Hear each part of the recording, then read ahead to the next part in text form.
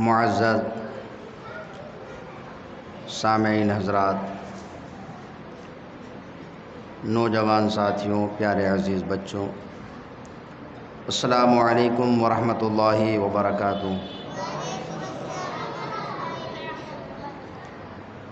الحمد للہ رب العالمین،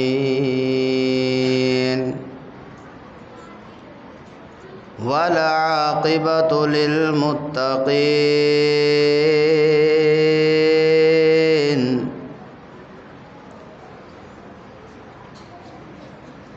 والصلاة والسلام على أشرف الأنبياء والمرسلين،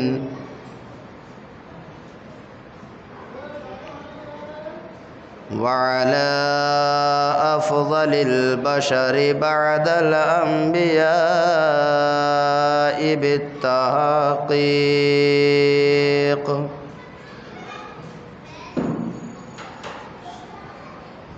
امیر المؤمنین ابی بکر الصدیق امام المتقین،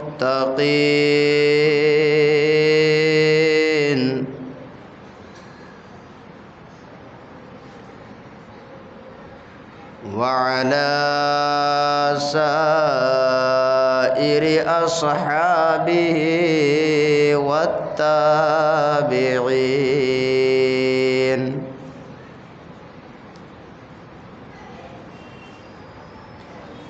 أما بعد فأعوذ بالله من الشيطان الرجيم،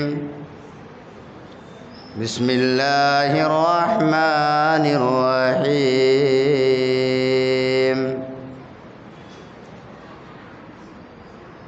والذی جاء بالصدق وصدق به أولئک هم المتقون،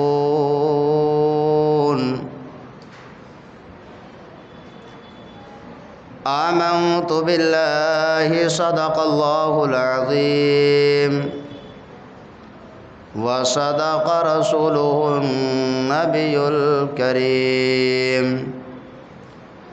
ونحن على ذلك لمن الشاہدین والشاکرین، والحمد للہ رب العالمین۔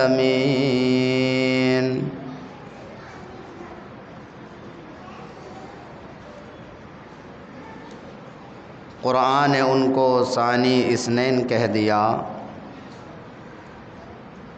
قرآن نے ان کو ثانی اثنین کہہ دیا، ثانی نہیں خدا کی قسم یار غار کا، ثانی نہیں خدا کی قسم یار غار کا، اصدق الصادقین سید المتقین، اصدق الصادقین سید المتقین، رازدار نبوت پہ لاکھوں سلام۔ خطبہ مسنونہ کے بعد ہم اور آپ مل کر انتہائی عقیدت و محبت کے ساتھ گنبد خضرا کی طرف لو لگا کر والہانہ، عاشقانہ، مؤدبانہ، مخلصانہ انداز میں ہدیہ درود و سلام نچھاور کریں اور بآواز بلند درود پاک پڑھیں۔ اللہم صلی علی سیدنا و مولانا محمد وبارک وسلم، صلاۃ و سلاما علیک یا رسول اللہ صلی اللہ تعالی علیہ وسلم۔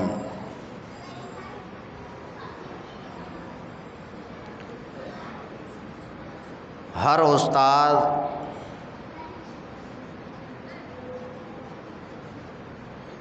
جو اپنے شاگردوں کو سکھاتا ہے، پڑھاتا ہے،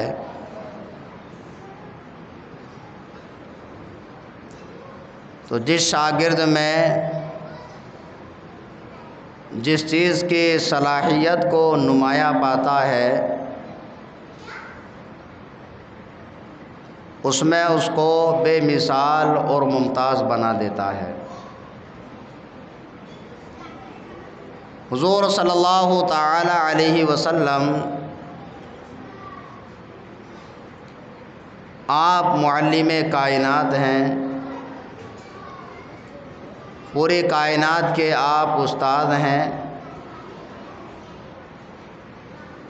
تو سرکار دو عالم صلی اللہ تعالی علیہ وسلم نے جس صحابی میں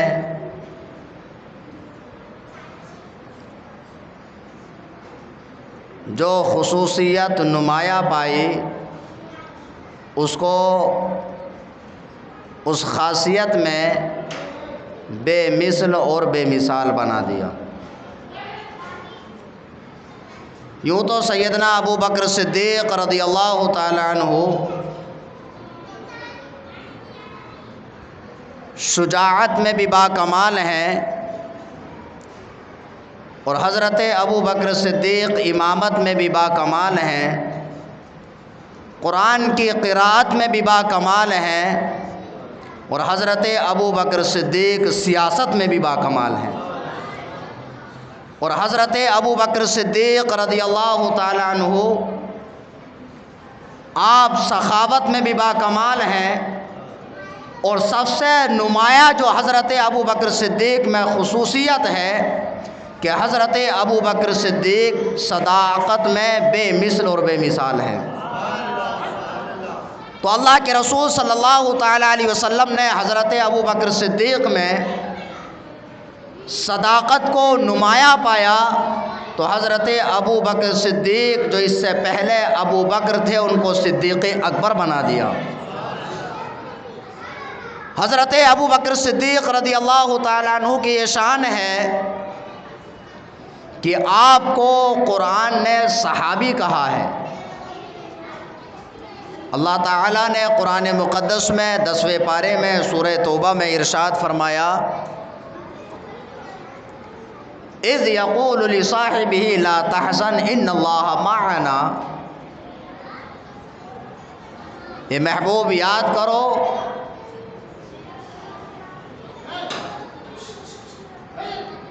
جب حضور علیہ الصلوۃ والسلام اپنے ساتھی اپنے صحابی سے کہتے تھے، فرماتے تھے لا تحزن، آپ غم زدہ نہ ہوں، ان اللہ معنا، بے شک اللہ ہمارے ساتھ ہے۔ تو یہ کب سرکار نے فرمایا؟ کہ جب غار ثور کے اندر حضرت ابو بکر صدیق اور حضور علیہ الصلوۃ والسلام غار کے اندر موجود تھے، تو حضرت ابو بکر صدیق رضی اللہ تعالیٰ عنہ غم زدہ ہوئے۔ اور دیکھیے حزن اور خوف میں فرق یہ ہے کہ خوف اسے کہتے ہیں جو اپنی جان کے لیے ہو، اس کو خوف کہا جاتا ہے، اور جو دوسرے کے لیے کیفیت پیدا ہو اس کو حزن کہا جاتا ہے۔ تو یہ قرآن کے الفاظ بتا رہے ہیں کہ وہاں پر حضرت ابو بکر صدیق کو خود کی جان کا کوئی خوف نہیں تھا، بلکہ حضرت ابو بکر صدیق کو اگر کوئی حزن تھا تو وہ حضور علیہ الصلوۃ والسلام کا تھا کہ حضور علیہ الصلوۃ والسلام کو کوئی تکلیف نہ پہنچا دے۔ تو سرکار نے ارشاد فرمایا لا تحزن ان اللہ معنا، جس کو قرآن نے بیان کیا کہ آپ غم زدہ نہ ہوں، اللہ ہمارے ساتھ ہے۔ تو اس سے یہ بھی پتہ چلا کہ اللہ رب العزت حضرت ابو بکر صدیق کے ساتھ ہے۔ اور اسی سے علماء فرماتے ہیں اذ یقول لصاحبہ من قال ان ابا بکر لیس بصحابی فہو کافر لانکار نص القرآن۔ اگر کوئی شخص یہ کہے کہ حضرت ابو بکر صدیق صحابی نہیں ہیں تو وہ انسان کافر ہے، اس لیے کہ اس نے قرآن کی نص قطعی کا انکار کر دیا، اس لیے کہ قرآن نے حضرت ابوبکر صدیق کو صحابی کہا ہے، اور قرآن کی کسی ایک آیت یا کسی ایک لفظ کا انکار کر دینا کفر ہے۔ تو اگر کسی نے حضرت ابوبکر صدیق کی صحابیت کا انکار کیا تو قرآن کا انکار کیا، اور قرآن کا انکار کرنا کفر ہے۔ اب جو لوگ جو رافضی اپنے آپ کو کہتے ہیں کہ ہم اہل بیت سے محبت کرتے ہیں، وہ اپنے آپ کی خبر لیں کہ اگر وہ حضرت ابوبکر صدیق کی توہین کر کے، آپ کی صحابیت کا انکار کر کے، اگر وہ کہتے ہیں کہ ہم اہل بیت سے محبت کرتے ہیں، تو وہ اہل بیت سے محبت کرنے والے نہیں ہو سکتے، اس لیے کہ جو اہل بیت سے محبت کرنے والا ہوگا وہ کبھی قرآن کی کسی آیت کا انکار نہیں کر سکتا، اور جو قرآن کی آیت کا انکار کرے وہ اہل بیت سے محبت کرنے والا نہیں ہو سکتا، اور جو انسان اہل بیت سے محبت کرنے والا نہ ہو اور قرآن کو ماننے والا نہ ہو، وہ کبھی بھی کتنا ہی کلمہ پڑھے مسلمان نہیں ہو سکتا۔ تو یہاں سے یہ ثابت ہو گیا کہ اگر کوئی گروہ یا کوئی فرقہ اپنے سینے کو پیٹتا ہے اہل بیت کی محبت میں، تو اس کا یہ سینہ پیٹنا بیکار ہے۔ پہلی بات تو شرعاً اپنا سینہ پیٹنا جائز نہیں ہے، اور اگر بالفرض جائز بھی ہوتا تو سینہ پیٹنے سے کوئی فائدہ حاصل نہیں ہونے والا جب تک کہ آپ پورے قرآن پر ایمان نہ رکھیں۔ اور اگر آپ نے حضرت ابوبکر صدیق کی صحابیت کا انکار کر دیا تو قرآن کی ایک آیت کا انکار کر دیا، تو صرف اسی وجہ سے کہ آپ نے ابوبکر صدیق کی صحابیت کا انکار کیا، ان کی توہین کی، اسی وجہ سے ہم اہل سنت والجماعت اس فرقے کو کافر مانتے ہیں۔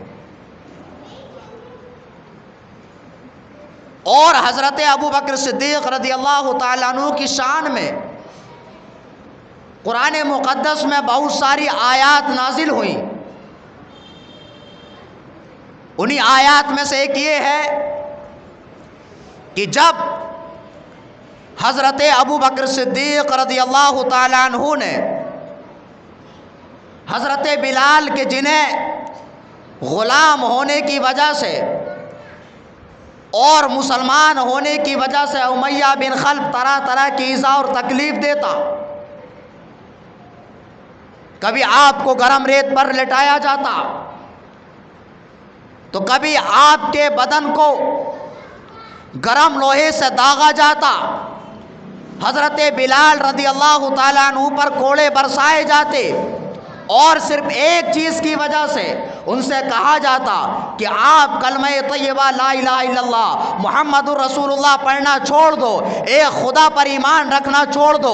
حضرت بلال پر کوڑے برسائے جاتے، حضرت بلال رضی اللہ تعالیٰ عنہ کی زبان سے نکلتا الاحد الاحد، اللہ ایک ہے، اللہ ایک ہے، اللہ اکبر کبیرہ۔ حضرت بلال کو جو سزائیں دی جاتی وہ اللہ کا نام لینے کی وجہ سے دی جاتی۔ حضرت بلال رضی اللہ تعالیٰ عنہ کو جتنی سزائیں دی جاتی آپ کا ایمان اتنا پختہ ہوتا تھا۔ حضرات محترم حضرت ابوبکر صدیق رضی اللہ تعالیٰ عنہ ان کے پاس میں پہنچ جاتے ہیں، اور حضرت ابوبکر صدیق حضرت بلال کا سودا کرتے ہیں۔ حضرت بلال رضی اللہ تعالیٰ عنہ کا جو مالک تھا امیہ بن خلف کہ جو آپ کو آپ کے ایمان کی وجہ سے ایذا دیتا تھا، تکلیف دیتا تھا، حضرت ابوبکر صدیق جا کر کے اس سے کہتے ہیں کہ آپ حضرت بلال کو میرے ہاتھ پر فروخت کر دو، میرے ہاتھ پر بیچ دو۔ تو امیہ بن خلف بہت مہنگی قیمت، جو اس کی نظر میں مہنگی قیمت تھی وہ لگاتا ہے، اور حضرت ابوبکر صدیق رضی اللہ تعالیٰ عنہ وہ قیمت بھی ادا کر دیتے ہیں، اور ان کے بدلے میں ایک غلام بھی دے دیتے ہیں، کیونکہ حضرت بلال کو جو سزا دی جا رہی تھی وہ ایمان کی وجہ سے۔ تو جب حضرت ابوبکر صدیق رضی اللہ تعالی عنہ نے حضرت بلال کو خرید لیا اور خرید کر کے آزاد کر دیا، اس پر یہ آیت مقدسہ نازل ہوئی وَسَيُجَنَّبُهَا الْأَتْقَى الَّذِي يُؤْتِي مَالَهُ يَتَزَكَّى وَمَا لِأَحَدٍ عِندَهُ مِن نِّعْمَةٍ تُجْزَى إلا ابتغاء وجه ربه الأعلى ولسوف يرضى. جس آیت کا مطلب یہ ہے وَسَيُجَنَّبُهَا الْأَتْقَى الَّذِي، اور اس کو آگ سے بہت دور رکھا جائے گا جو بہت بڑا متقی ہے اور جو اپنا مال خرچ کرتا ہے، اور وہ مال اس لیے نہیں خرچ کرتا ہے کہ اس پر کسی کا احسان ہے. وَمَا لِأَحَدٍ عِندَهُ مِن نِعْمَةٍ تُجْزَىٰ، وہ اپنا مال اس لیے نہیں خرچ کرتا ہے کہ اس پر کسی کا احسان ہے. اور یہ رب نے کیوں فرمایا؟ اس کی وجہ یہ ہے کہ جب حضرت بلال کو حضرت ابو بکر صدیق نے مہنگی قیمت پر خرید لیا تو امیہ بن خلف اور اس کے حواری کہنے لگے کہ ابو بکر تجارت میں بہت ماہر ہیں، لیکن اتنی قیمت میں حضرت بلال کو کیوں خرید لیا؟ اس کی وجہ یہ ہو سکتی ہے کہ حضرت بلال کا ابو بکر صدیق پر کوئی احسان ہوگا. اس لیے رب نے فرمایا وَمَا لِأَحَدٍ عِندَهُ مِن نِعْمَةٍ تُجْزَىٰ، کہ یہ اپنے مال کو اس لیے خرچ نہیں کرتے ہیں کسی پر کہ ان پر کسی کا احسان ہے. إِلَّا ابْتِغَاءَ وَجْهِ رَبِّهِ الْأَعْلَىٰ، بلکہ یہ اپنے مال کو جو خرچ کرتے ہیں وہ اللہ رب العزت کی رضا جوئی کے لیے خرچ کرتے ہیں. اور یہ ذہن میں رکھیے، قرآن کی آیات پڑھ رہا ہوں میں. اور آگے رب نے فرمایا وَلَسَوْفَ يَرْضَىٰ، قرآن قریب اللہ تعالیٰ بھی ان سے راضی ہو جائے گا. تو مطلب یہ نکلا کہ حضور علیہ الصلاۃ والسلام کے پیارے صحابی حضرت ابو بکر صدیق کی شان میں یہ آیات نازل ہوئیں، اور قرآن نے ان کو ایک تو یہ کہا کہ جہنم کی آگ سے بہت دور رکھا جائے گا، تو حضرت ابو بکر صدیق رضی اللہ تعالیٰ عنہ کو جہنم سے دور رکھا جائے گا. دوسرا یہ کہ قرآن نے حضرت ابو بکر صدیق کو اتقا کہا. ایک ہوتا ہے متقی پرہیزگار اور دوسرا ہوتا ہے اتقا یعنی بہت بڑا پرہیزگار. تو قرآن نے حضرت ابو بکر صدیق کو بہت بڑا متقی، بہت بڑا پرہیزگار کہا ہے. اور قرآن نے حضرت ابو بکر صدیق کو مال خرچ کرنے والا کہا ہے. اور حضرت ابو بکر صدیق کے خلوص کو بھی قرآن نے بیان کیا ہے الا ابتغاء وجہ ربہ الاعلی. یہ جو مال خرچ کرتے ہیں نہ تو اس لیے خرچ کرتے ہیں کہ ان پر کسی کا احسان ہے، اور نہ ہی ریا اور نمود کے لیے خرچ کرتے ہیں، بلکہ یہ اس لیے خرچ کرتے ہیں الا ابتغاء وجہ ربہ الاعلی، تاکہ ان کا رب ان سے راضی ہو جائے. تو یہ حضرت ابو بکر صدیق کے خلوص اور للہیت پر بھی یہ آیات دلالت کرتی ہیں. اور وَلَسَوْفَ يَرْضَىٰ، اللہ تعالیٰ بھی ان سے راضی ہوگا، ضرور بھی ضرور راضی ہوگا. کیونکہ لا جو آتا ہے وہ تاکید کے لیے آتا ہے. تو پتہ یہ چلا کہ حضرت ابو بکر صدیق سے اللہ تعالیٰ راضی ہے. اور جس سے اللہ راضی ہو اور اگر کوئی اس سے منہ پھیر لے تو اس کا ٹھکانہ کیا ہوگا آپ خود اندازہ لگا سکتے ہیں. اور اللہ تعالیٰ نے اس طرح سے حضرت ابو بکر صدیق کی شان میں بہت ساری آیات نازل کی. انہی آیات میں سے ایک یہ بھی ہے کہ اللہ تعالیٰ نے فرمایا والذی جاء بالصدق وصدق به اولئک هم المتقون.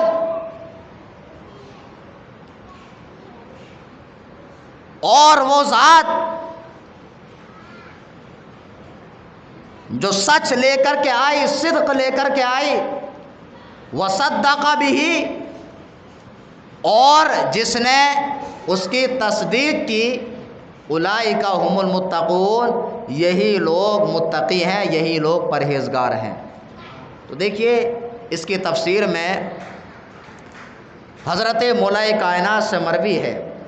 دیکھیے یہ بھی آپ سمجھیے کہ جو لوگ کہتے ہیں کہ حضرت مولا کائنات اور حضرت ابوبکر صدیق میں آپس میں دشمنی تھی، جو لوگ صرف حضرت علی کی رٹ لگاتے ہیں، ابوبکر صدیق کو برا بھلا کہتے ہیں، تو ان کو غور کرنا چاہیے کہ اگر حضرت ابوبکر صدیق غلط راستے پر ہوتے، فرض کیا جائے بالفرض، تو حضرت علی حضرت ابوبکر صدیق کی شان کو کیوں بیان کرتے؟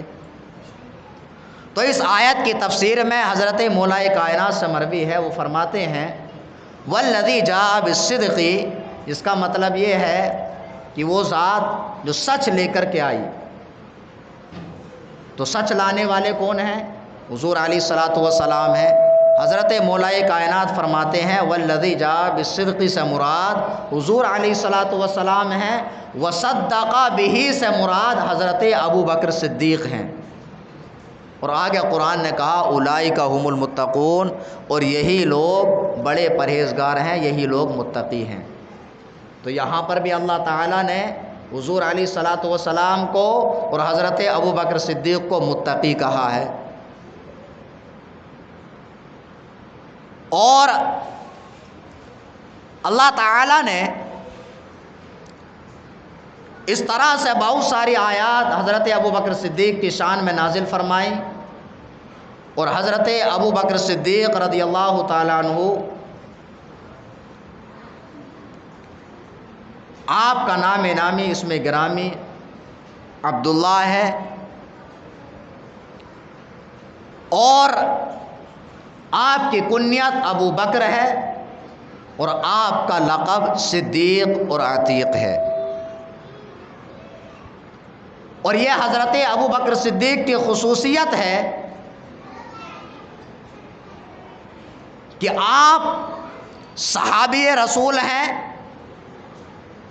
آپ کی والدہ اور آپ کے والد بھی صحابی ہیں، آپ کے بیٹے عبد الرحمن بن ابو بکر اور محمد بن ابو بکر یہ دونوں بھی صحابی ہیں۔ اور اتنا ہی نہیں بلکہ حضرت ابوبکر صدیق رضی اللہ تعالیٰ عنہ کے پوتے بھی صحابی ہیں، سبحان اللہ۔ تو یہ حضرت ابوبکر صدیق کی خصوصیت ہے کہ آپ کی چار نسلیں صحابی ہوئی ہیں، آپ کے باپ صحابی، آپ خود صحابی، آپ کے بیٹے صحابی، اور آپ کے ایک پوتے صحابی۔ اور حضرت ابوبکر صدیق رضی اللہ تعالیٰ عنہ کی شان میں تمام علماء حق کا اتفاق ہے کہ آپ تمام لوگوں میں انبیاء اکرام کے بعد میں سب سے افضل و اعلیٰ ہیں۔ اس لیے آپ جب جمعے کا خطبہ سنتے ہیں تو کہا جاتا ہے خصوصاً علی افضل البشر بعد الانبیاء بالتحقیق امیر المؤمنین ابی بکر الصدیق۔ اور یہ جو ہے ایسا نہیں ہے کہ علماء اپنی طرف سے کہتے ہیں، غلوب کرتے ہیں، بلکہ سرکار دو عالم صلی اللہ تعالی علیہ وسلم کا ارشاد گرامی، آپ نے ارشاد فرمایا ما طلعت الشمس ولا غربت على احد افضل من ابا بکر الا ان یکون نبیا۔ اور ایک مقام پر ارشاد فرمایا ابو بکر الصدیق خیر الناس الا ان یکون نبیا۔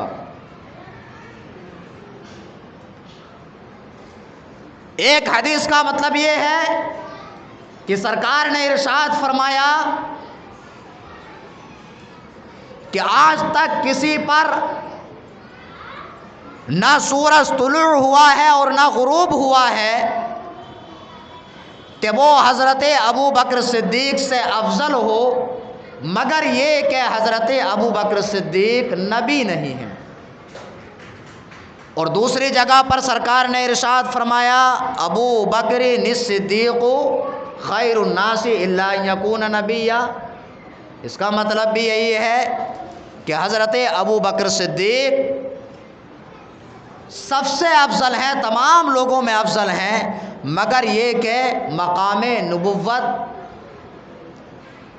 حضرت ابو بکر صدیق کے پاس نہیں ہے، حضرت ابو بکر صدیق نبی نہیں ہے۔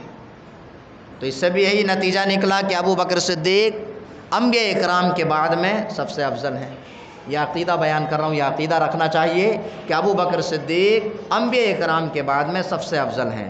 اب یہ عقیدہ بھی نہیں بنا لینا چاہیے کہ حضور کے بعد میں سب سے افضل ہیں، چونکہ پھر نبی سے بھی افضل ماننا لازم آئے گا۔ تو انبیاء اکرام کے بعد میں حضرت ابو بکر صدیق تمام صحابہ اکرام میں، چاہے وہ حضور علیہ الصلاۃ والسلام کے صحابی ہوں یا دوسرے انبیاء اکرام کے صحابی ہوں، تمام لوگوں میں انبیاء اکرام کے بعد میں حضرت ابو بکر صدیق کا مقام اور مرتبہ سب سے افضل و اعلیٰ ہے، آپ کا مقام سب سے بڑا ہے۔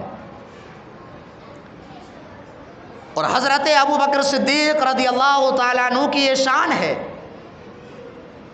کہ آپ کے بچپنے کا عالم ہے، آپ کے بچپنے کے عالم میں آپ کے والد حضرت ابو قحافہ رضی اللہ تعالیٰ عنہ جو کہ بعد میں صحابی ہوئے، وہ آپ کو لے کر کے ایک بت کے سامنے جاتے ہیں۔ ابھی آپ کے بچپنے کا عالم ہے، اعلان نبوت ابھی نہیں ہوا ہے، اور آپ نے اپنے بیٹے ابو بکر صدیق سے کہا ہذہ آلہتک السم العلا فاسجد لہا۔ ابو قحافہ نے کہا کہ بیٹا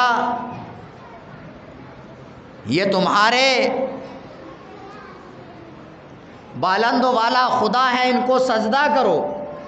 اور یہ کہہ کر کے ابو قحافہ باہر آ گئے تو حضرت ابو بکر صدیق رضی اللہ تعالیٰ عنہ نے بت کے سامنے جا کر کے کہا انی جائع فاطعمنی، میں بھوکا ہوں مجھے کھانا کھلا۔ بت سے کوئی جواب نہیں آیا اور نہ ہی کھانا آیا۔ پھر آپ نے فرمایا انی عار فاکسنی، میرے پاس کپڑے نہیں ہیں، مجھے کپڑے پہنا۔ بت سے کوئی آواز نہیں آئی۔ پھر آپ نے پتھر اٹھایا اور پتھر اٹھا کر کے بت سے فرمایا ان کنت الہا فامنع نفسک۔ ابو بکر صدیق نے پتھر اٹھایا اور ارشاد فرمایا کہ اگر تو خدا ہے تو اپنے آپ کو مجھ سے بچا، اور یہ کہا اور آپ نے بت کے پتھر مارا جس سے بت اوندے منہ گر پڑا۔ ابو قحافہ آ گئے، آپ نے دیکھا کہ میرے بیٹے نے بت کو پتھر مارا جس سے بت گر پڑا۔ تو ابو قحافہ نے کہا کہ بیٹا یہ تم نے کیا کیا، ایسا آپ کو نہیں کرنا چاہیے تھا۔ اور پھر حضرت ابو بکر صدیق کو لے کر کے اپنے گھر پر چلے گئے۔ حضرت ابو بکر صدیق کی والدہ کا نام ہے ام الخیر، ان سے جا کر کے یہ پورا ماجرا بیان فرمایا کہ کس طرح سے آپ نے بت شکنی فرمائی۔ تو آپ کی والدہ ماجدہ نے ارشاد فرمایا، جملے غور کرنے کے ہیں، آپ نے ارشاد فرمایا کہ اس بچے کو اس کے حال پر چھوڑ دیا جائے، اس لیے کہ جب یہ پیدا ہوئے تو غیب سے آواز آ رہی تھی یا امت اللہ علی التحقیق ابشری بالولد العتیق اسمہ فی السماء صدیق لمحمد صاحب و رفیق، جس کا مطلب یہ ہے کہ اللہ کی بندی تجھے مبارک ہو، تیری گود میں کوئی عام انسان آنے والا نہیں ہے، بلکہ اس انسان کی شان یہ ہے کہ اس کا آسمانوں میں نام صدیق ہوگا، اور وہ محمد صلی اللہ تعالی علیہ وسلم کا ساتھی اور ان کا صحابی ہوگا۔ سبحان اللہ۔ تو حضرت ابو بکر صدیق کی پیدائش کے ساتھ ہی میں یہ آواز آئی اور آپ کو آپ کے حال پر چھوڑ دیا گیا، اور حضرت ابو بکر صدیق نے اس طرح سے آپ نے اپنے بچپنے کے عالم میں بھی کبھی بتوں کی پوجا نہیں فرمائی ہے، سبحان اللہ۔ اور حضرت ابو بکر صدیق رضی اللہ تعالیٰ عنہ ان اشخاص میں سے ہیں کہ جن کو زمانہ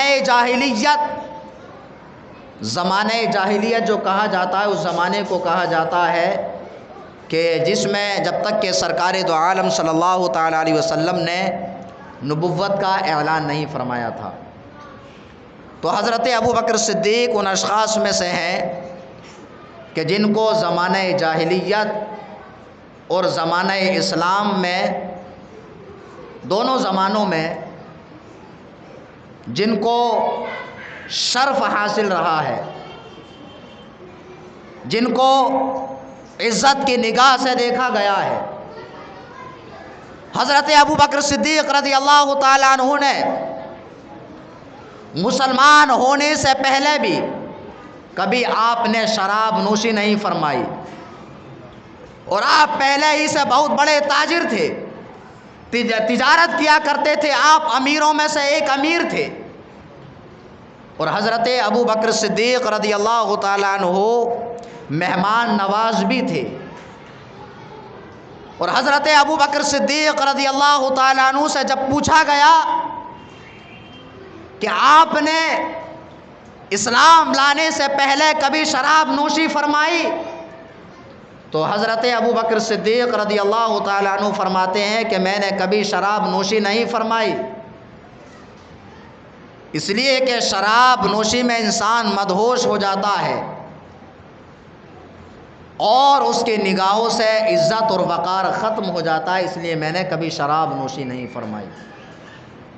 تو حضرت ابو بکر صدیق رضی اللہ تعالیٰ عنہ نے زمانہ جاہلیت میں بھی کبھی آپ نے شراب نوشی نہیں فرمائی،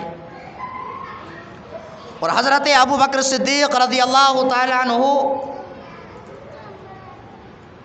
آپ کی یہ شان ہے کہ آپ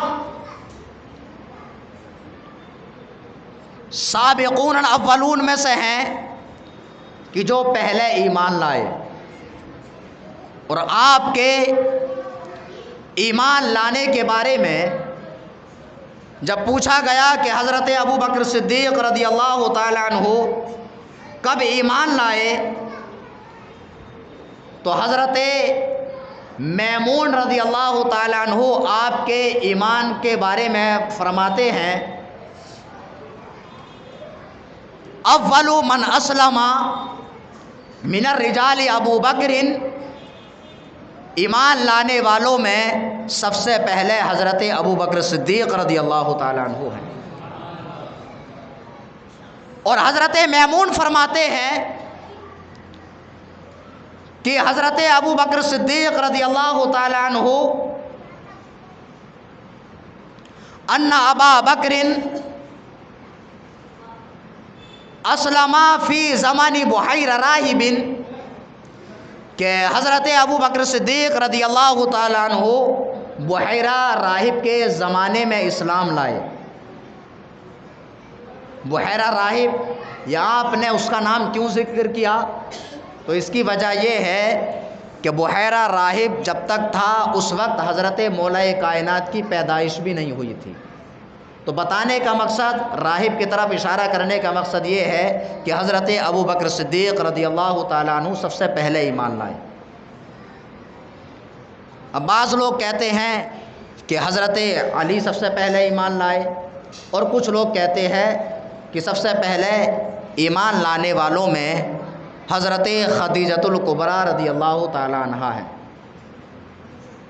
تو جن کی ہم تقلید کرتے ہیں ہمارے امام اعظم ابو حنیفہ رضی اللہ تعالیٰ عنہ، اس میں اس طرح سے تطبیق فرماتے ہیں، آپ فرماتے ہیں کہ مردوں میں سب سے پہلے ایمان لانے والے حضرت ابو بکر صدیق ہیں، اور عورتوں میں سب سے پہلے ایمان لانے والی سیدہ حضرت خدیجۃ الکبریٰ رضی اللہ تعالی عنہا ہیں، اور بچوں میں سب سے پہلے ایمان لانے والے حضرت مولا کائنات علی المرتضیٰ رضی اللہ تعالیٰ عنہ ہیں۔ اور حضرت ابو بکر صدیق رضی اللہ تعالیٰ عنہ جب سرکار دو عالم صلی اللہ تعالیٰ علیہ وسلم نے کسی پر اسلام پیش کیا تو اس نے اسلام لانے میں تردد کیا، لیکن حضرت ابو بکر صدیق پر جب اسلام پیش کیا گیا تو حضرت ابو بکر صدیق نے بنا کسی تردد کے اسلام قبول کر لیا۔ اور بعض روایت میں اس طرح سے آتا ہے کہ حضرت ابو بکر صدیق رضی اللہ تعالیٰ عنہ نے اس لیے آپ جلدی ایمان لے آئے، اس لیے کہ سرکار کے اعلان نبوت سے پہلے ہی آپ حضور علیہ الصلاۃ والسلام کے ساتھی تھے اور آپ کے ساتھ رہا کرتے تھے، تو چونکہ آپ سرکار کے تمام احوال سے واقف تھے اور آپ کو یہ معلوم تھا کہ جو دنیاوی معاملات میں کبھی جھوٹ نہیں بول سکتا وہ اللہ تعالیٰ کے بارے میں کیسے جھوٹ بول سکتا ہے، اس لیے حضرت ابو بکر صدیق رضی اللہ تعالیٰ عنہ بنا کسی تردد کے ایمان لے آئے۔ اور ایک روایت اس طرح سے ملتی ہے کہ حضرت ابو بکر صدیق رضی اللہ تعالیٰ عنہ ملک شام تجارت کی غرض سے گئے، اور جب آپ نے وہاں پر ایک گرجا کے قریب آرام فرمایا تو خواب میں دیکھا کہ چاند آپ کی طرف بڑھ رہا ہے اور آپ نے چاند کو اپنی گود میں لے لیا۔ جب آپ نے یہ خواب دیکھا تو وہاں پر جو راہب تھا اس راہب سے اس خواب کی تعبیر پوچھی تو اس نے اس خواب کی تعبیر بتاتے ہوئے بتایا کہ آپ یہ بتائیے کہ آپ کہاں کے رہنے والے ہیں؟ حضرت ابو بکر صدیق نے فرمایا کہ میں مکہ شریف کا رہنے والا ہوں۔ آپ کا نام کیا ہے؟ آپ کا نام پوچھا، آپ کا نسب پوچھا۔ جب آپ نے ساری چیزوں کو بتا دیا تو اس راہب نے کہا کہ اگر واقعی آپ نے خواب دیکھا ہے تو آپ کے خواب کی تعبیر یہ ہے کہ مکہ شریف میں محمد نامی صلی اللہ تعالی علیہ وسلم شخص اعلان نبوت فرمائیں گے اور آپ ان کے ساتھی ہوں گے، ان کے صحابی ہوں گے، اور آپ غار ثور میں بھی ان کے ساتھ ہوں گے۔ تو حضرت ابو بکر صدیق سرکار کی بارگاہ میں آئے اور سرکار دو عالم صلی اللہ تعالی علیہ وسلم اعلان نبوت فرما چکے ہیں، تو سرکار کی بارگاہ میں عرض کی کہ یا رسول اللہ صلی اللہ تعالی علیہ وسلم کلمہ طیبہ پڑھا کر کے مسلمان بنائیے۔ تو اس طرح سے حضرت ابو بکر صدیق سرکار دو عالم صلی اللہ تعالی علیہ وسلم کی بارگاہ میں حاضر ہو کر کے کلمہ طیبہ لا الہ الا اللہ محمد الرسول اللہ پڑھ کر کے مسلمان ہو جاتے ہیں۔ تو حضرت ابو بکر صدیق نے سرکار کی بارگاہ میں عرض کی کہ یا رسول اللہ صلی اللہ تعالی علیہ وسلم اب میں مسلمان ہو چکا ہوں اور آپ اللہ کے نبی ہیں، اور جو نبی ہوتا ہے اللہ تعالیٰ اسے معجزات عطا فرماتا ہے۔ یا رسول اللہ آپ کوئی معجزہ دکھائیے کہ جس سے میرا ایمان پختہ اور مضبوط ہو جائے۔ تو سرکار نے ارشاد فرمایا کہ آپ نے جو ملک شام میں خواب دیکھا ہے وہ میرا معجزہ نہیں تو اور کیا ہے۔ تو میں سادے انداز میں آپ کو بتانے کی کوشش کر رہا ہوں کہ اگر آپ کے پاس میں کوئی انسان سو رہا ہو اور وہ خواب دیکھتا رہے تو آپ اندازہ نہیں لگا سکتے کہ یہ کیا دیکھ رہا ہے یا اس کے دماغ میں کیا چل رہا ہے۔ اب سوچئے، آپ اندازہ لگا سکتے ہیں؟ نہیں لگا سکتے۔ اور حضرت ابو بکر صدیق نے جو خواب دیکھا وہ مکہ شریف میں نہیں دیکھا، ملک شام میں دیکھا۔ وہ سرکار کہاں ہے؟ مکہ شریف میں۔ تو مکہ شریف میں حضرت ابو بکر صدیق نے خواب دیکھا، سرکار نے مکہ شریف سے جان لیا کہ حضرت ابو بکر صدیق نے ملک شام میں کیا خواب دیکھا ہے۔ تو یہ خواب کو جان لینا یہ حضور علیہ الصلوۃ والسلام کا علم غیب نہیں تو اور کیا ہے؟ اسی لیے تو ہم کہتے ہیں کہ اور کوئی غیب کیا تم سے نہا ہو بھلا، جب نہ خدا ہی چھپا تم پہ کروڑوں درود۔ بہرحال جلدی سے میں آگے نکل جاؤں۔ اس طرح سے حضرت ابوبکر صدیق کلمہ طیبہ پڑھ کر کے مسلمان ہو جاتے ہیں۔ پھر آپ کو طرح طرح کی تکلیفیں دی گئیں، ایذا دی گئی۔ جب آپ ایمان لے آتے ہیں سرکار کی بارگاہ میں عرض کرتے ہیں کہ یا رسول اللہ صلی اللہ تعالیٰ علیہ وسلم، جب ہم حق پر ہیں تو اپنے ایمان کو چھپانا کیسا؟ اور آپ ایک جماعت بنا کر کے مسجد حرم میں تشریف لے جاتے ہیں اور حضرت ابوبکر صدیق رضی اللہ تعالیٰ عنہ ایک خطبہ ارشاد فرماتے ہیں۔ تو اس طرح سے اسلام میں سب سے پہلے جو مقرر ہوئے ہیں، مقرر بھی حضرت ابوبکر صدیق ہے، سبحان اللہ۔ سب سے پہلا خطبہ جو اسلام میں دیا ہے وہ حضرت ابوبکر صدیق نے دیا ہے۔ اور جب حضرت ابوبکر صدیق نے خطبہ دیا تو آپ کے خطبہ دینے کے بعد میں کفار و مشرکین اور کفار عرب آپ پر ٹوٹ پڑتے ہیں اور آپ کو اتنا زرد و کوب کرتے ہیں، اتنا ضرب و کوب کرتے ہیں کہ حضرت ابوبکر صدیق رضی اللہ تعالیٰ عنہ لہو لعان ہو جاتے ہیں۔ جب آپ لہو لعان ہو جاتے ہیں اور آپ کو لوگ مردہ سمجھ کر کے چھوڑ دیتے ہیں تو حضرت ابوبکر صدیق رضی اللہ تعالیٰ عنہ کو آپ کے گھر پر پہنچایا جاتا ہے، آپ بے ہوش ہو جاتے ہیں۔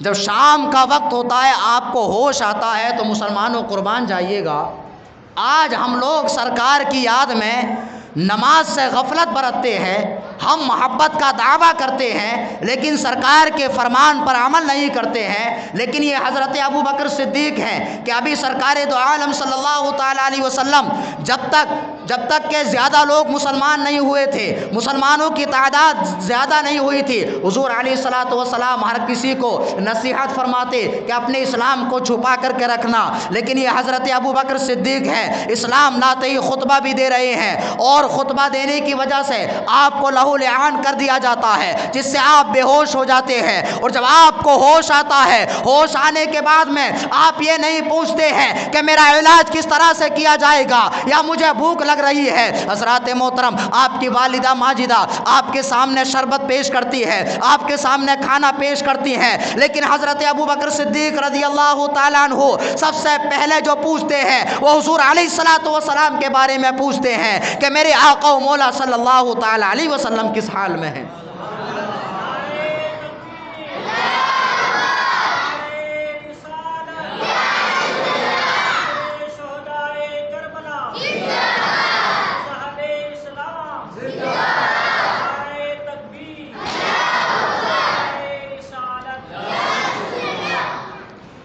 چونکہ آپ بے ہوش تھے، کفار عرب، کافر ہونا الگ بات ہے لیکن آپ کے پڑوسی تھے، آپ کے خاندان والے بھی تھے، تو وہ آپ کے پاس میں موجود تھے۔ جب آپ کو ہوش آیا، جب آپ نے سب سے پہلے حضور علیہ الصلوۃ والسلام کا نام لیا تو وہ لوگ چھوڑ کر کے چلے جاتے ہیں اور وہ یہ کہتے ہیں کہ دیکھو ان کو اتنا مارا اور پیٹا گیا، جن کی وجہ سے ان کو مارا گیا اور پیٹا گیا، جب ہوش میں آئے تو پھر انہی کا نام لے رہے ہیں، یہ کہہ کر کے وہ چلے جاتے ہیں۔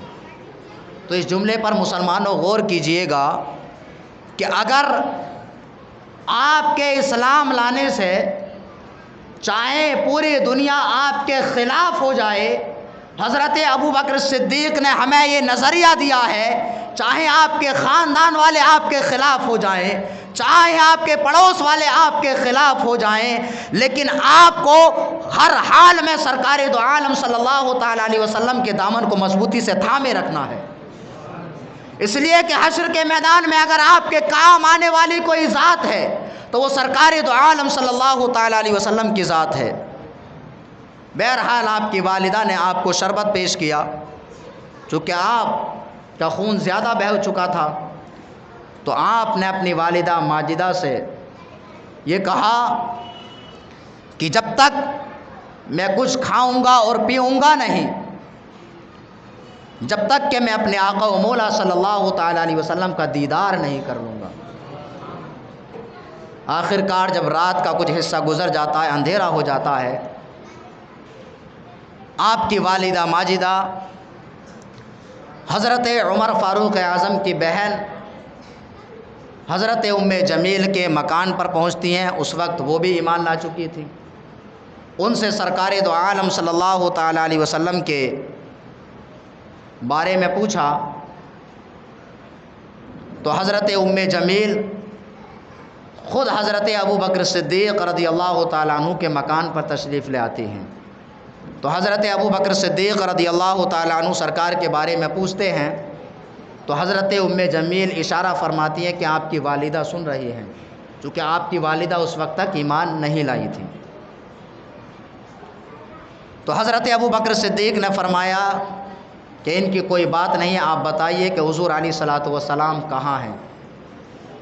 تو حضرت ام جمیل نے فرمایا کہ سرکار دو عالم صلی اللہ تعالیٰ علیہ وسلم بخیر و عافیت ہیں اور وہ حضرت ارقم رضی اللہ تعالیٰ عنہ کے مکان پر تشریف فرما ہیں. تو حضرت ابو بکر صدیق چونکہ آپ کی ضد تھی کہ جب تک کہ میں سرکار کا دیدار نہیں کر لوں گا کچھ کھاؤں گا اور پیوں گا نہیں، جب کچھ رات گزر جاتی ہے تو آپ کی والدہ ماجدہ آپ کو لے کر کے سرکار کی بارگاہ میں جاتی ہیں. تو سرکار دو عالم صلی اللہ تعالیٰ علیہ وسلم نے جب اپنے پیارے صحابی کو دیکھا تو آپ صحابی سے مل کر کے بہت روتے ہیں اور حضرت ابو بکر صدیق بھی اپنے آنسو بہاتے ہیں. تو اس سے آپ سرکار کی ابو بکر صدیق سے محبت کا اور ابو بکر صدیق کی سرکار سے محبت کا اندازہ لگا سکتے ہیں. اور حضرت ابو بکر صدیق رضی اللہ تعالیٰ عنہ جب آپ ایمان لے آتے ہیں، جیسا کہ میں نے شروع میں بتایا کہ آپ کی سخاوت میں بھی کوئی مثال نہیں ہے کہ آپ بہت بڑے سخی ہیں. آپ خود فرماتے ہیں حبب الیہ من الدنیا ثلاث، کہ مجھے دنیا کی 3 چیزیں بے حد پسند ہیں: النظر الی وجہ رسول اللہ وانفاق مالی علی رسول اللہ وان یکون ابنتی تحت رسول اللہ. کہ یا رسول اللہ مجھے دنیا کی 3 چیزیں بہت پسند ہیں. ایک یہ کہ میں آپ کے چہرے کا دیدار کرتا رہوں، اور دوسرا یہ کہ میں اپنا مال اللہ کے رسول صلی اللہ تعالیٰ علیہ وسلم کی بارگاہ میں قربان کرتا رہوں، اور تیسرا یہ چیز مجھے بہت زیادہ پسند ہے کہ میری بیٹی اللہ کے رسول صلی اللہ تعالیٰ علیہ وسلم کے نکاح میں ہو. تو حضرت ابو بکر صدیق رضی اللہ تعالیٰ عنہ جب سرکار کو مال کی ضرورت محسوس ہوئی، حضرت ابو بکر صدیق نے اپنے مال کو سرکار کی بارگاہ میں پیش کیا. اور سرکار دو عالم صلی اللہ تعالیٰ علیہ وسلم کا خود ارشاد گرامی ہے ما نفعنی مال احد ما نفعنی مال ابی بکر، کہ جتنا فائدہ مجھے ابو بکر صدیق کے مال نے پہنچایا ہے اتنا فائدہ مجھے کسی کے مال نے نہیں پہنچایا. اور حضور علیہ الصلوۃ والسلام خود ارشاد فرماتے ہیں کہ جس نے بھی مجھ پر احسان کیا میں نے تمام لوگوں کے احسان کا بدلہ پورا کر دیا، بدلہ چکا دیا، لیکن حضرت ابو بکر صدیق کہ ان کا بدلہ کل حشر کے میدان میں پروردگار عالم عطا فرمائے گا. تو یہ شان ہے حضرت ابو بکر صدیق کی. یہاں تک کہ ایک مرتبہ جب سرکار دو عالم صلی اللہ تعالیٰ علیہ وسلم نے صحابہ اکرام سے فرمایا کہ اسلام کی آبیاری کے لیے، اسلام کی نشو و نما کے لیے اپنے مال کو جمع کرو، تو حضرت عمر فاروق اعظم فرماتے ہیں کہ اس وقت میرے پاس میں بہت مال تھا اور میں نے سوچا کہ ابو بکر صدیق ہر مقام پر سبقت لے جاتے ہیں، آگے بڑھ جاتے ہیں، آج میں ابو بکر صدیق پر سبقت لے جاؤں گا. تو ہم تاریخ کربلا سنتے ہیں، خلفائے راشدین کے بارے میں سنتے ہیں، ہمیں ایک ایک جملے پر جو ہے غور کرنا چاہیے. وہ یہ ہے کہ حضرت عمر فاروق اعظم کیا تمنا کر رہے ہیں کہ ابو بکر صدیق ہر بار نیکی میں آگے بڑھ جاتے ہیں لیکن اس بار میں سبقت لے جاؤں گا. کون کوشش کر رہے ہیں؟ عمر فاروق اعظم. تو اس سے یہ پتہ چلا کہ ہمیں جو آگے بڑھنے کی کوشش کرنا چاہیے وہ نیک کاموں میں کرنا چاہیے، نہ کہ حرام کاموں میں۔ بہرحال حضرت عمر فاروق اعظم نے اپنے پورے گھر کے مال کے 2 حصے کیے اور اس میں سے ایک حصہ سرکار کی بارگاہ میں لے کر کے حاضر ہو جاتے ہیں۔ حضور علیہ الصلوۃ والسلام نے پوچھا کہ عمر، اپنے بال بچوں کے لیے کیا چھوڑ آئے ہو؟ تو عمر فاروق اعظم نے سرکار کی بارگاہ میں عرض کی کہ یا رسول اللہ صلی اللہ تعالیٰ علیہ وسلم، آدھا مال چھوڑ آیا ہوں اور آدھا مال آپ کی بارگاہ میں لے کر کے حاضر ہو گیا ہوں۔ سرکار نے ان کے مال کو قبول فرما لیا۔ یہ بھی بہت بڑی قربانی ہے کہ اپنا آدھا مال اللہ کی راہ میں کوئی خرچ کر دے۔ اب باری آ جاتی ہے حضرت ابوبکر صدیق کی۔ حضرت ابوبکر صدیق اپنے گھر میں پہنچتے ہیں، اپنے گھر کے سارے ساز و سامان کو جمع کرتے ہیں۔ سارا ساز و سامان جمع کیا، یہاں تک کہ آپ کے لباس مبارک میں جو بٹن لگے ہوئے تھے ان بٹنوں کو بھی نکال کر کے اس مال میں رکھ لیا، اور اپنے بٹنوں کی جگہ پر آپ نے کانٹے لگا لیے اور اپنا سارا مال لے کر کے سرکار کی بارگاہ میں حاضر ہو جاتے ہیں۔ سرکار کی بارگاہ میں حاضر ہو گئے۔ سرکار نے پوچھا کہ ابو بکر، اپنے گھر والوں کے لیے کیا چھوڑ آئے ہو؟ تو حضرت ابو بکر صدیق رضی اللہ تعالیٰ عنہ نے سرکار کی بارگاہ میں عرض کی کہ یا رسول اللہ صلی اللہ تعالیٰ علیہ وسلم، میں اپنے اہل و عیال کے لیے اللہ اور اس کا رسول چھوڑ آیا ہوں۔ سبحان اللہ۔ دیکھیں یہاں پر غور کیجئے،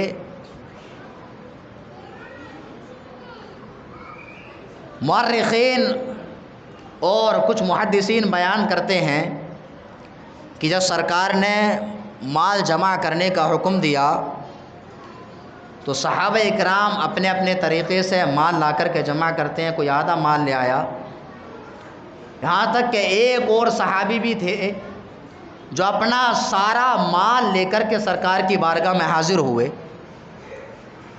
تو سرکار دو عالم صلی اللہ تعالیٰ علیہ وسلم نے ان سے فرمایا کہ آپ کیا چھوڑ آئے ہو؟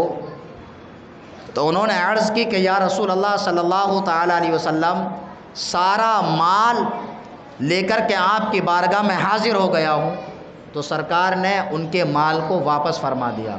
اور واپس فرمانے کا مطلب یہ نہیں ہے کہ سرکار ان سے ناراض ہو گئے، بلکہ سرکار نے فرمایا کہ اپنے اہل و عیال کے لیے بھی کچھ بچا کر کے رکھو، یہ کہہ کر کے آپ نے کچھ مال کو واپس فرما دیا۔ تو الفاظ پر غور کیجئے کہ جب دوسرے صحابی اپنا سارا مال لے کر کے آئے تو سرکار نے مال کو واپس کر دیا، کیونکہ انہوں نے کہا کہ میں سارا مال لے کر کے آپ کی بارگاہ میں آ گیا ہوں۔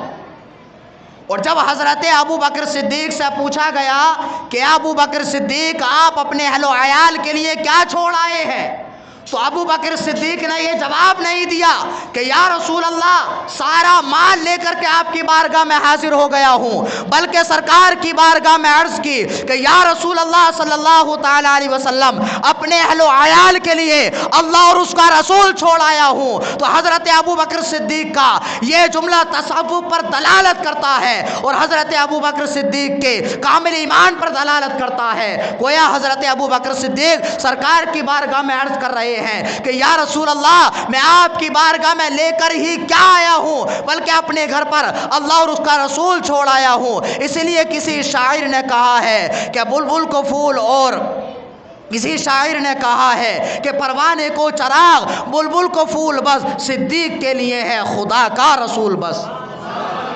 یعنی حضرت ابو بکر صدیق کے سامنے جب اللہ کے رسول ہیں اور حضرت ابو بکر صدیق کے لیے اللہ رب العزت کافی ہے، تو پھر حضرت ابو بکر صدیق کو کسی چیز کی ضرورت نہیں ہے۔ جب حضرت ابو بکر صدیق نے یہ عرض کی تو سرکار دو عالم صلی اللہ تعالیٰ علیہ وسلم نے آپ کے مال کو قبول فرما لیا۔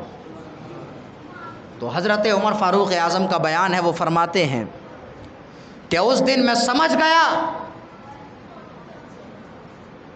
کہ ہم کبھی بھی حضرت ابو بکر صدیق پر سبقت حاصل نہیں کر سکتے ہیں، اور یہ حضرت ابو بکر صدیق کی شان ہے کہ ایک مرتبہ ام المومنین حضرت عائشہ صدیقہ رضی اللہ تعالی عنہا نے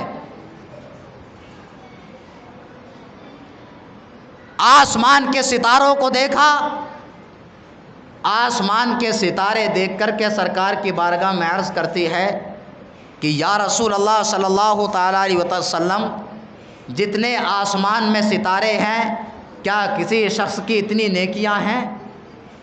تو سرکار نے ارشاد فرمایا ہاں ہیں۔ حضرت عمر فاروق اعظم کی نیکیاں آسمان کے ستاروں کے برابر ہیں۔ تو حضرت عائشہ صدیقہ رضی اللہ تعالیٰ عنہ سرکار کی بارگاہ میں عرض کرتی ہیں کہ یا رسول اللہ، پھر میرے والد حضرت ابو بکر صدیق کی نیکیاں کہاں گئی؟ جملے پر غور کیجئے، سرکار نے ارشاد فرمایا کہ حضرت عمر فاروق اعظم کی تمام نیکیاں حضرت ابو بکر صدیق رضی اللہ تعالیٰ عنہ کی ایک نیکی کے برابر ہے۔ اب اس سے اندازہ لگایا جا سکتا ہے کہ حضرت ابو بکر صدیق کا مقام کتنا ارفع و اعلیٰ، کتنا بلند و بالا ہے۔ اور سرکار سے حضرت عائشہ صدیقہ نے عرض کی کہ یا رسول اللہ، آسمان کے ستاروں کے برابر۔ تو دیکھیے، آپ غور کیجئے، ایک ایک جملہ جب آپ سنیں گے تو ہر جملہ یا تو اختیار پر دلالت کرتا ہے یا علم غیب پر دلالت کرتا ہے۔ اچھا، آپ میں سے کوئی جانتا ہے کہ آسمان پر تارے کتنے ہیں؟ نہیں جانتا۔ اس لیے ہم اپنی زبان سے کیا بولتے ہیں؟ بے شمار تارے۔ بے شمار کا مطلب ان گنت، جس کی ہم گنتی نہیں کر سکتے۔ تو سرکار نے فرمایا کہ حضرت عمر کی نیکیاں آسمان کے ستاروں کے برابر ہیں۔ تو گویا سرکار یہ بھی جانتے ہیں کہ آسمان پر تارے کتنے ہیں، یہ ایک غیب ہوا، اور دوسرا کس کے پاس کتنی نیکیاں ہیں یہ تو کوئی انسان اندازہ ہی نہیں لگا سکتا۔ سرکار یہ بھی جانتے ہیں کہ آسمان پر تارے کتنے ہیں، یہ بھی سرکار کے غیب پر دلالت کرتا ہے، اور سرکار یہ بھی جانتے ہیں کہ حضرت عمر فاروق اعظم کی نیکیاں تاروں کے برابر ہیں، تو یہ بھی ایک غیب ہوا۔ تو سرکار دو عالم صلی اللہ تعالیٰ علیہ وسلم کو اللہ تعالیٰ نے غیب کا علم عطا فرمایا ہے۔ یہ تمام چیزیں سرکار کے علم غیب پر دلالت کرتی ہیں۔ اب آئیے آگے چلتے ہیں، حضرت ابو بکر صدیق رضی اللہ تعالیٰ عنہ، اب خلافت کی طرف چلتے ہیں کہ آپ جب سرکار دو عالم صلی اللہ تعالیٰ علیہ وسلم کا ربیع الاول کی 12 تاریخ جو سرکار کا وصال ہو جاتا ہے، سرکار کے وصال کے بعد میں اب لوگوں میں اختلاف ہوتا ہے کہ کسے خلیفہ بنایا جائے، کسے سرکار کا جانشین بنایا جائے۔ کسی نے کہا کہ اے لوگوں سنو، سرکار دو عالم صلی اللہ تعالیٰ علیہ وسلم جب کسی کو کسی جگہ کی کوئی ذمہ داری دیتے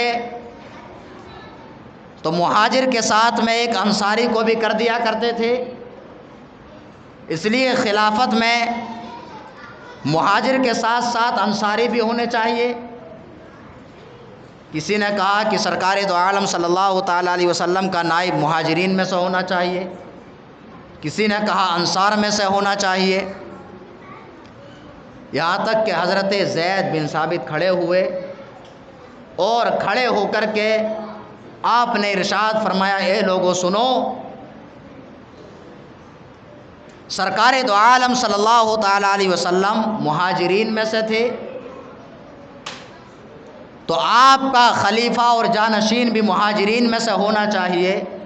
یہ کہا اور آپ نے حضرت ابو بکر صدیق کا ہاتھ پکڑا اور آپ کے ہاتھ پر بیعت کر لیتے ہیں، اور آپ اعلان فرماتے ہیں کہ آج سے یہ تمہارے خلیفہ اور یہ آج سے امیر المومنین ہیں۔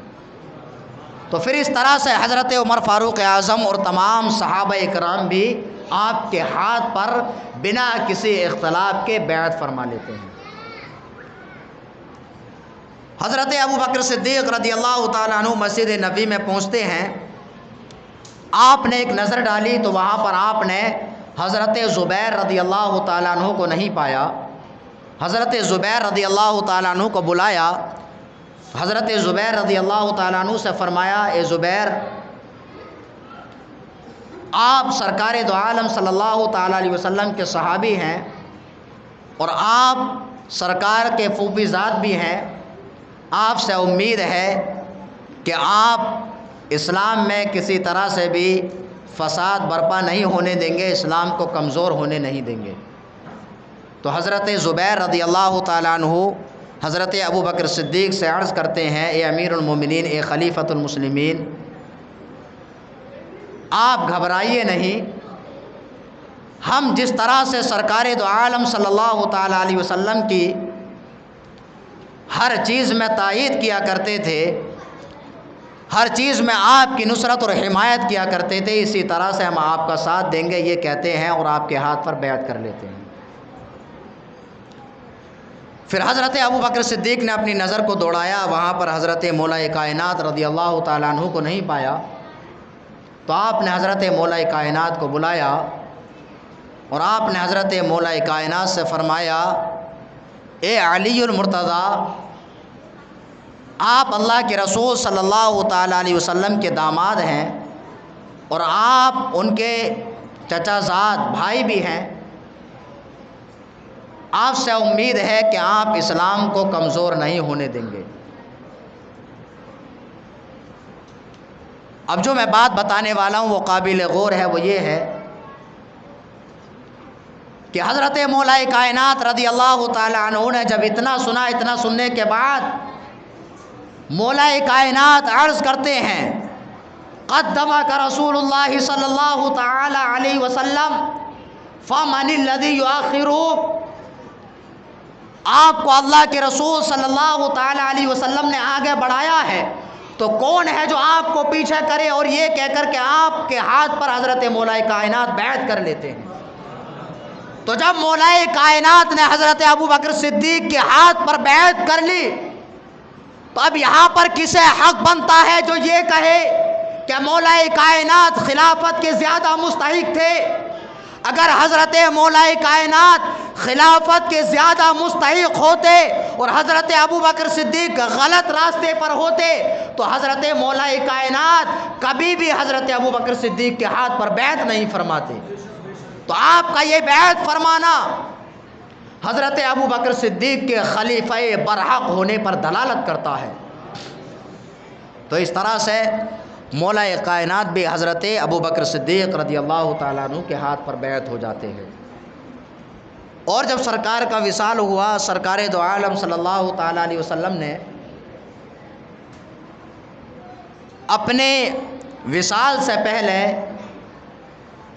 ایک لشکر حضرت اسامہ بن زید رضی اللہ تعالیٰ عنہ کو اس کا سپہ سالار بنا کر کے ملک شام کی طرف روانہ فرمایا.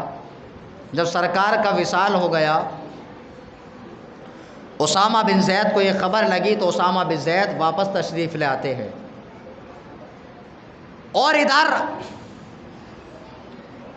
جو کمزور ایمان والے تھے وہ لوگ مرتد ہونا شروع ہو جاتے ہیں، اسلام سے پھر جاتے ہیں. یہ بہت بڑے امتحان کا وقت تھا. تمام صحابہ کرام حضرت ابو بکر صدیق سے عرض کرتے ہیں امیر المومنین، جو لشکر سرکار دو عالم صلی اللہ تعالیٰ علیہ وسلم نے شام کی طرف روانہ کیا ہے اس کو واپس بلا لیجئے، اس لیے کہ اب کفار عرب اور منافقین اسلام میں فساد برپا کرنا چاہتے ہیں اور وہ آمادہ جنگ ہیں. تو حضرت ابو بکر صدیق کا ایمان دیکھیے. حضرت ابو بکر صدیق کی جگہ پر اگر کوئی اور ہوتا تو وہ پھسل جاتا. یہ حضرت ابو بکر صدیق کا ایمان ہے کہ حضرت ابو بکر صدیق رضی اللہ تعالیٰ عنہ نے فرمایا کہ جس لشکر کو سرکار دو عالم صلی اللہ تعالی علیہ وسلم نے روانہ فرما دیا ہے تو میں اس لشکر کو واپس نہیں بلا سکتا، چاہے میرے گوشت کو نوچ لیا جائے۔ اور یہاں تک کہ حضرت ابوبکر صدیق نے ارشاد فرمایا کہ میں اس لشکر کو کبھی بھی واپس نہیں بلا سکتا، چاہے حضور علیہ الصلوۃ والسلام کی پاک بیویوں کے گوشت کو کتے نوچے یا ان کے پیروں کو گھسیٹ کر کے زمین پر کتے گھسیٹے، لیکن پھر بھی میں اس لشکر کو واپس نہیں بلا سکتا کہ جس لشکر کو سرکار دو عالم صلی اللہ تعالی علیہ وسلم نے روانہ فرمایا ہے۔ اب صحابہ اکرام اختلاف کر رہے ہیں، لیکن ابو بکر صدیق نے اس لشکر کو واپس نہیں بلایا۔ اور اس میں حکمت یہ تھی کہ جو لوگ سمجھ رہے تھے کہ سرکار کے وصال کے بعد میں اسلام کا شیرازہ بکھر جائے گا اور اسلام کا نام و نشان مٹ جائے گا، حضرت عمر فاروق اعظم کا بیان ہے، وہ فرماتے ہیں کہ اللہ کی قسم، اللہ تعالیٰ نے حضرت ابوبکر صدیق کے سینے کو کھول دیا، ان کے سینے کو کشادہ فرما دیا۔ اگر حضرت ابوبکر صدیق رضی اللہ تعالیٰ عنہ کی جگہ پر کوئی اور ہوتا تو اسلام کا شیرازہ بکھر جاتا۔ حضرت ابوبکر صدیق نے اس لشکر کو روانہ فرمایا۔ یہ لشکر روم پر حملہ کرتا ہے، اور ادھر جو لوگ یہ سوچ رہے تھے کہ اب اسلام کو درہم برہم کرنے کا وقت آ گیا ہے، جب یہ لشکر روانہ ہو جاتا ہے تو ان لوگوں کے حوصلے پست ہو جاتے ہیں، اور یہ لوگ سوچنے لگتے ہیں کہ ابھی بھی آپ کے خلیفہ اور آپ کے جانشین اسی طرح سے لشکر کو دوسری جگہوں پر جہاد کے لیے بھیج رہے ہیں، تو ان کے حوصلے پست ہو جاتے ہیں، اور وہ اس انتظار میں رہتے ہیں کہ دیکھتے ہیں کہ یہ لشکر کس طرح سے لوٹتا ہے۔ تو کچھ دنوں کے بعد میں حضرت اسامہ بن زید رضی اللہ تعالیٰ عنہ کو اللہ تعالیٰ نے فتح نصیب فرمائی، اور وہ فتح یاب ہو کر کے اور روم پر اسلام کا جھنڈا لہرا کر کے واپس آ جاتے ہیں۔ اور اس طرح سے جو کمزور ایمان والے تھے، جو لوگ مرتد ہونے کی کگار پر تھے یا جو لوگ مرتد ہو چکے تھے، وہ تمام کے تمام لوگ دائرہ اسلام میں آ جاتے ہیں، اور اس طرح سے اسلام مضبوط ہوتا ہے۔ اور نہ صرف اسلام مضبوط ہوتا ہے، اور حضرت ابوبکر صدیق رضی اللہ تعالیٰ عنہ کے دور خلافت میں ملک روم پر بھی اسلام کا جھنڈا لہرانے لگتا ہے۔ اور اس کی تائید قرآن مقدس کی یہ آیت کرتی ہے، یا ایھا الذین آمنوا من یرتد منکم عن دینہ فسوف یأتی اللہ بقوم یحبهم ویحبونہ اذلۃ علی المؤمنین اعزۃ علی الکافرین ویجاہدون فی سبیل اللہ ولا یخافون لومۃ لائم۔ اللہ تعالیٰ نے قرآن میں فرمایا، اے ایمان والو، اگر تم میں سے جو کوئی اپنے دین سے پھرے گا، اس سے ارتداد کرے گا، فسوف یأتی اللہ بقوم یحبهم، تو اللہ تعالیٰ ایسی قوم کو لائے گا کہ جس سے اللہ تعالیٰ محبت فرماتا ہے اور وہ اللہ سے محبت کرتے ہیں۔ اور آگے اللہ تعالیٰ نے فرمایا کہ وہ مومنین پر بڑے نرم ہیں اور کافرین پر بڑے سخت ہیں۔ یجاہدون فی سبیل اللہ، اللہ کی راہ میں جہاد کرتے ہیں، ولا یخافون لومۃ لائم، اور وہ لومۃ لائم کسی کے ملامت کرنے سے رنجیدہ نہیں ہوتے ہیں، کوئی خوف نہیں کرتے ہیں۔ تو اسی سے علماء استدلال کرتے ہیں، اور بہت سارے صحابہ کرام کے بھی یہ اقوال ہیں کہ اس آیت مبارکہ میں قوم سے مراد حضرت ابوبکر صدیق ہیں، اس لیے کہ جب لوگ اسلام سے پھرنے لگے، مرتد ہونے لگے، تو حضرت ابوبکر صدیق رضی اللہ تعالیٰ عنہ نے ان کا سامنا کیا۔ اسی طرح سے سرکار کے وصال کے بعد میں کچھ لوگوں نے زکوٰۃ دینے سے انکار کر دیا، اور وہ لوگ کہنے لگے کہ زکوٰۃ جو فرض تھی وہ سرکار دو عالم صلی اللہ تعالیٰ علیہ وسلم کے زمانے میں تھی، اب ہم زکوٰۃ کیوں ادا کریں؟ تو حضرت ابوبکر صدیق رضی اللہ تعالیٰ عنہ نے فرمایا واللہ لو منعونی عقالا، اگر وہ لوگ ایک بکری کا بچہ یا ایک رسی بھی زکوٰۃ میں اللہ کے رسول صلی اللہ تعالیٰ علیہ وسلم کی بارگاہ میں دیتے تھے، اگر وہ اس کے دینے سے انکار کریں گے تو ابو بکر صدیق رضی اللہ تعالیٰ عنہ سے جہاد کریں گے۔ جب حضرت عمر فاروق اعظم نے یہ سنا تو یہ سن کر کہ عمر فاروق اعظم نے کہا کہ آپ ان سے جہاد کریں گے جو کلمہ پڑھتے ہیں، جو مسلمان ہیں؟ تو حضرت ابوبکر صدیق رضی اللہ تعالیٰ عنہ نے فرمایا کہ ہاں میں ان سے ضرور جہاد کروں گا، اور حضرت ابوبکر صدیق نے ان سے جہاد کیا۔ حضرت عمر فاروق اعظم کا بیان ہے، وہ فرماتے ہیں کہ آپ کی جگہ پر کوئی دوسرا ہوتا تو اس کے پائے استقلال میں لغزش آ جاتی۔ اللہ تعالیٰ نے حضرت ابوبکر صدیق کے سینے کو کھول دیا۔ ان لوگوں نے پہلے زکوٰۃ سے انکار کیا، وہ لوگ زکوٰۃ سے انکار کر رہے تھے، اگر اس وقت جنگ نہیں کی جاتی تو کچھ دنوں کے بعد میں کچھ لوگ نماز کے منکر ہو جاتے اور اس طرح سے اسلام کا شیرازہ بکھر جاتا۔ حضرت ابوبکر صدیق رضی اللہ تعالیٰ عنہ نے جن لوگوں نے زکوٰۃ سے انکار کیا ان سے جنگ کی، اور حضرت ابوبکر صدیق رضی اللہ تعالیٰ عنہ نے حضور کا نائب بن کر کے اور ان کا خلیفہ بن کر کے یہ بتا دیا کہ آج بھی حضور علیہ الصلوۃ والسلام کا اگرچہ وصال ہو چکا ہے لیکن اب بھی کوئی اسلام سے پھرے گا، اگر اسلام سے اس ارتداد کرے گا یا اسلام کے ساتھ میں کوئی کھلواڑ کرے گا تو حضرت ابوبکر صدیق رضی اللہ تعالیٰ عنہ تلوار لے کر کے ان سے جنگ کرے گا۔ تو اس طرح سے حضرت ابوبکر صدیق نے اسلام کو ایک طاقت بخشی، اور حضرت ابوبکر صدیق رضی اللہ تعالیٰ عنہ کے دور خلافت میں بہت سارے ملک فتح ہوئے، بہت سارے ملکوں کو آپ نے فتح فرمایا۔ اور یہ حضرت ابوبکر صدیق رضی اللہ تعالیٰ عنہ کی شان ہے کہ آپ ہر مقام پر سرکار دو عالم صلی اللہ تعالیٰ علیہ وسلم کے ساتھ رہے، اور آپ کی یہ تمنا تھی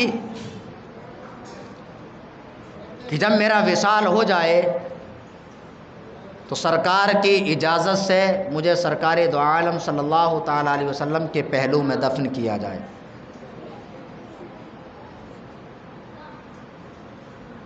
آپ نے 2 سال 2 مہینے کچھ دن سرکار کا نائب بن کر کے امور خلافت اور امور سلطنت کو انجام دیا۔ آپ ہی نے مانعین زکوٰۃ سے جہاد فرمایا، اور آپ ہی کے زمانے میں ملک شام فتح ہوا، آپ ہی کے زمانے میں روم کا کچھ حصہ فتح ہوا، اور حضرت ابوبکر صدیق رضی اللہ تعالیٰ عنہ نے 22 جمادی الاخری کو آپ نے اس دار فانی سے وصال فرمایا۔ حضرت ابوبکر صدیق رضی اللہ تعالیٰ عنہ نے اپنے وصال سے پہلے اپنی بیٹی حضرت عائشہ صدیقہ رضی اللہ تعالیٰ عنہ کو وصیت فرمائی کہ اے میری بیٹی، جب میرا وصال ہو جائے تو وصال کے بعد میں اب میرا مال چونکہ وارثوں کا ہو چکا ہے، اس کو قرآن کے مطابق آپس میں تقسیم کر لینا۔ آپ کے 2 بھائی ہیں اور آپ کی 2 بہنیں ہیں، انہیں آپس میں قرآن کے مطابق تقسیم کر لینا۔ تو یہ سن کر کہ حضرت عائشہ صدیقہ رضی اللہ تعالیٰ عنہ نے آپ سے عرض کی کہ ابا جان، میری تو ایک ہی بہن ہے حضرت اسماء، یہ دوسری بہن کون ہے؟ تو حضرت ابوبکر صدیق رضی اللہ تعالیٰ عنہ نے فرمایا کہ آپ کی دوسری بہن آپ کی سوتیلی ماں ان کے شکم مبارک میں ہے، تو یہ جملہ آپ کی کرامت پر دلالت کرتا ہے، اس لیے کہ ماں کے پیٹ میں کیا ہے کوئی نہیں جانتا۔ حضرت ابوبکر صدیق کے یہاں پر دو چیزوں میں کرامت بھی ظاہر ہوتی ہے، اور یہ حضرت ابوبکر صدیق کے علم غیب پر بھی دلالت کرتا ہے۔ علم غیب اللہ تعالیٰ انبیاء کرام کو عطا فرماتا ہے، اور انبیاء کرام کے توسل سے اپنے جو محبوب ہیں، جو نیک بندے ہیں، اللہ تعالیٰ ان کو بھی غیب کا علم عطا فرماتا ہے۔ تو حضرت ابوبکر صدیق کا یہاں پر علم غیب ثابت ہوتا ہے۔ ایک تو یہ کہ حضرت ابوبکر صدیق نے فرمایا کہ میرا وصال قریب ہے، تو کس کا کب انتقال ہوگا یہ کوئی نہیں جانتا، یہ بھی حضرت ابوبکر صدیق کے علم غیب پر دلالت کرتا ہے۔ دوسرا یہ کہ آپ کی سوتیلی ماں کے پیٹ میں بچی ہے، یہ بھی حضرت ابوبکر صدیق رضی اللہ تعالیٰ عنہ کے علم غیب پر دلالت کرتا ہے۔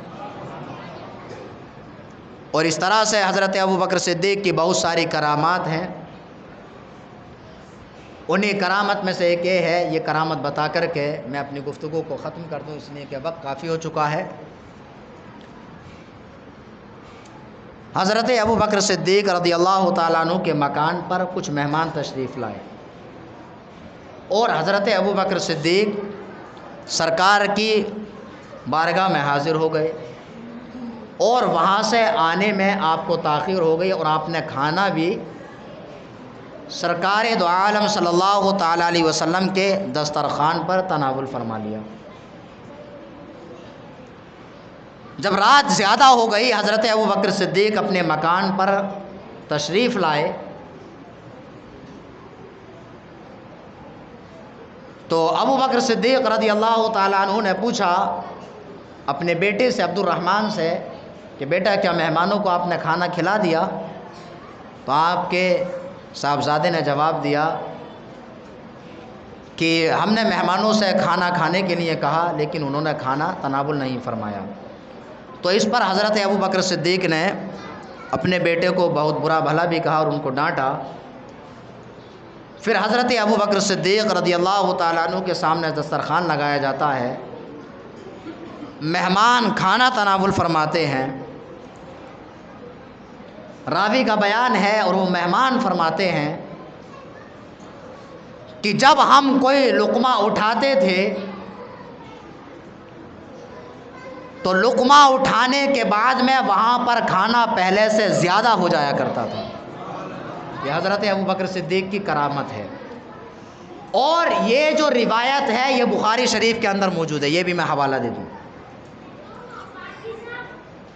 مہمانوں نے کھانا تناول فرما لیا، وہ شکم سیر ہو گئے، پھر اس کے بعد میں کھانا دیکھا تو آپ نے اپنی زوجہ مطہرہ سے پوچھا، تو انہوں نے فرمایا کہ کھانا جتنا میں نے بنایا تھا اس سے 3 گنا زیادہ ہے۔ سبحان اللہ، مہمانوں نے کھا بھی لیا، اور جتنا کھانا بنایا تھا اس سے 3 گنا کھانا برتن کے اندر موجود بھی ہے۔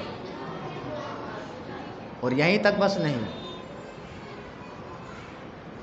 وہ کھانا حضرت ابوبکر صدیق نے پوری رات کھانا چلتا رہا، پوری رات لوگ کھانا کھاتے رہے، اور کھانا کھانے والوں میں صرف مسلمان ہی نہیں تھے بلکہ کفار بھی کھاتے رہے، مومنین بھی کھاتے رہے، پوری رات کھانے کا لنگر چلتا رہا اور کھانا ختم نہیں ہوا۔ پھر حضرت ابوبکر صدیق نے یہ کھانا سرکار کی بارگاہ میں پیش کیا، سرکار نے ایک بہت بڑا لشکر ایک جگہ پر جنگ کے لیے تیار فرمایا تھا، اس پورے لشکر کو یہ کھانا کھلایا گیا، اور پورے کا پورا لشکر اس کھانے سے شکم سیر ہو جاتا ہے۔ تو مسلمانوں قربان جائیے کہ ہم ایسی ذات سے محبت کرتے ہیں کہ جن کا نام ابوبکر صدیق ہے، کہ جن کے کھانے میں بھی اللہ تعالیٰ نے اتنی برکت رکھی ہے کہ کھانا بنایا گیا چند مہمانوں کے لیے، وہ مہمان بھی کھانا کھا لیتے ہیں پھر بھی 3 گنا بچ جاتا ہے، پوری رات کھانا چلتا رہتا ہے پھر بھی ختم نہیں ہوتا ہے، اور پورا لشکر بھی اس کھانے سے شکم سیر ہو جاتا ہے۔ میں اس بخاری شریف کی روایت کے ساتھ میں اپنی گفتگو کو ختم کر رہا ہوں۔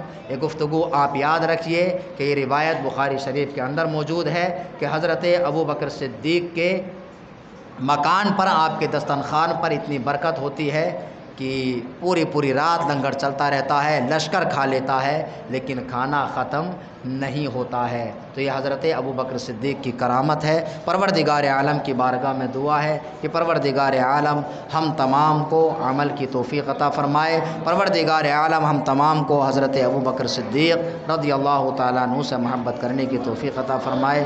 آمین وآخر دعوانا ان الحمد للہ رب العالمین۔ آپ حضرت